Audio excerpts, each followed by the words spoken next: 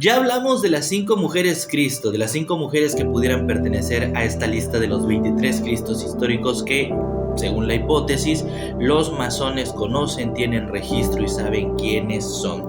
Pues me preguntaron, ¿y qué pasa con los Cristos hombres? Y hoy vamos a hablar precisamente de eso, de los Cristos varones que pudieran estar dentro de esta lista, sin tomar evidentemente en cuenta al Maestro Jesús, que este sí o sí está. Aquí te traigo para mí a los 5 más importantes. En el puesto número 5 tendríamos que poner al místico y maestro Sri Ramakrishna.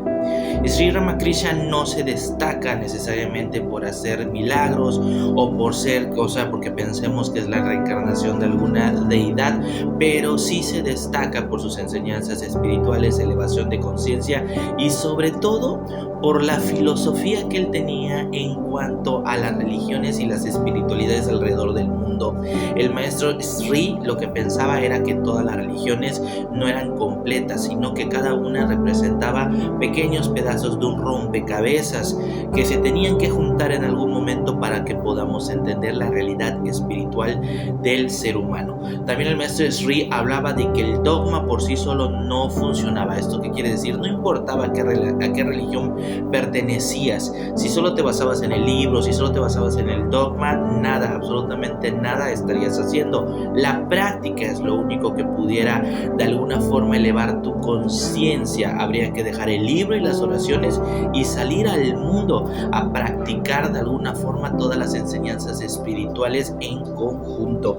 De igual forma, él, abogaba por la pureza espiritual, hablaba de la sanación de las almas y sobre todo él proponía una igualdad entre todos, en donde contemplaba no solo a hombres, mujeres y diferentes razas, sino que también a seres vivos, plantas, animales, cielo, agua, todo lo que rodea el universo. Tenemos el mismo valor espiritual y deberíamos de estar en sinergia.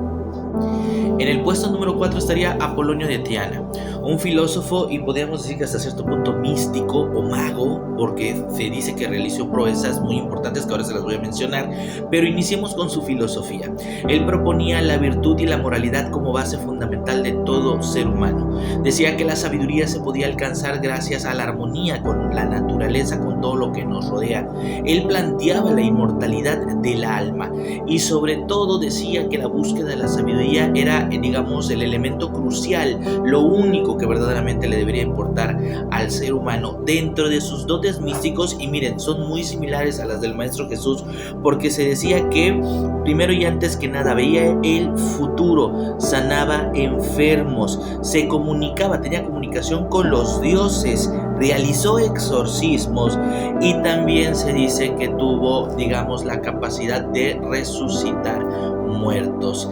Este hombre, por su conocimiento y por sus similitudes con el Maestro Jesús, estaría en el puesto número 4 para mí. En el puesto número 3, el que para muchos lo inició todo, el primero de primeros, Hermes Trismegistro. ¿Por qué lo digo de esta forma? Hermes Trismegistro en realidad pasa lo mismo con su imagen con la que pasa con Jesús de Nazaret. Para quienes creen que Jesús de Nazaret no existió, Jesús de Nazaret fue basado en diferentes, mitologías, en diferentes dioses, ¿no? Hay personas que creen esto. Con Hermes Trismegistro pasa algo similar. Algunos historiadores creen que es una mezcla entre el dios Hermes de la conciencia y el dios Thoth de la sabiduría. Pero los maestros herméticos y las personas que consideran que al igual que Jesús de Nazaret existió Hermes Trismegistro también, piensan que él fue uno de los primeros grandes magos. En pocas palabras, llámese magos como las personas sabias, los que logran controlar su universo, su entorno y sus leyes, y que por el contrario, Hermes griego y Thoth son una variante de este hombre. Es decir, en esa época en Hermes Trismegistro se basaron para crear estas deidades, las diferentes civilizaciones que conocieron, los que se contactaron con el maestro Hermes Trismegistro. Evidentemente aquí estamos hablando, por ejemplo, quienes no lo conozcan pueden comprarse el Kybalión, los 3 iniciados, en donde se habla extensamente de la sabiduría de este maestro, y aquí pudiéramos hablar de muchas cosas, de magia, de ley de la atracción, de la dualidad cósmica, de los polos, de la polaridad de las cosas. Es decir, aquí estamos hablando incluso de algunas cosas que según los maestros hermetristas hoy el catolicismo rescata como propias, pero que tienen sus orígenes en las enseñanzas del maestro Hermes Trismegistro. Como pequeño paréntesis, pongo al maestro Hermes en la tercera posición, no por nivel de importancia, sino los últimos 3 puestos los quiero poner como que en una especie de orden cronológico, ¿no? Hermes sería el iniciador de todo, así que por eso lo pongo en el puesto número 3. En el puesto número 2 está el maestro Zoroastro, el fundador del zoroastrismo. Lo que yo rescato del maestro Zoroastro, el por qué lo incluyen como un Cristo, era porque era altamente iluminado. De hecho, él tenía una concepción del universo muy parecido a lo que vemos en el catolicismo o en la cristiandad moderna, pero también en el judaísmo. Una especie de antagonismo entre el bien y el mal, y sobre todo un origen de todo, lo que normalmente nosotros conoceríamos como el Dios y el diablo. Él lo propone como 2 energías positivas y negativas. En este caso, el bien sería Ahura Mazda, el origen de todo, la creación absoluta, la fuente de todo lo que existe, que normalmente es corrompido por el mal, que él conocía como Agro Mayu.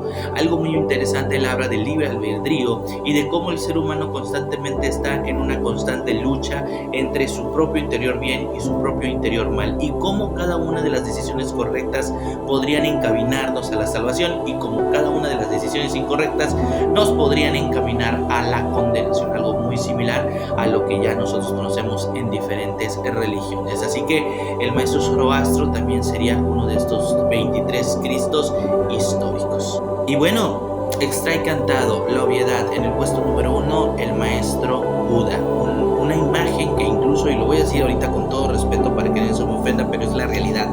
Para muchos historiadores, para muchos arqueólogos, para muchos místicos, para muchas personas que estudiamos estos temas, el maestro Jesús y el maestro Buda juntos están en el mismo nivel de importancia a nivel de conocimiento y elevación espiritual. Una elevación espiritual que aún para muchos de nosotros comunes y silvestres prácticamente es inalcanzable, pero que sería nuestra meta. De hecho, una de las anécdotas más interesantes que ligan al maestro Jesús y al maestro Buda es precisamente esto: la hipótesis de que en su infancia, en su juventud, el maestro Jesús viajó a la India y aprendió mucho de la filosofía y de las enseñanzas del maestro Buda. Incluso fue tan importante la presencia del maestro Jesús en la India que existen papiros que hablan de Isa, el Buda de Israel, cuya historia y cuya vida es muy similar al maestro Jesús, y algunos pues creen y sostienen que de hecho Isa, el Buda israelita, seguramente era el maestro Jesús. También sabemos que el maestro Buda era hacedor de milagros, sanaba personas, se teletransportaba, flotaba, podía comunicarse, incluso él en varias ocasiones tuvo enfrentamientos con demonios en los cuales salió victorioso. Él tenía una conexión muy especial con la naturaleza, tenía una conexión muy especial con los animales.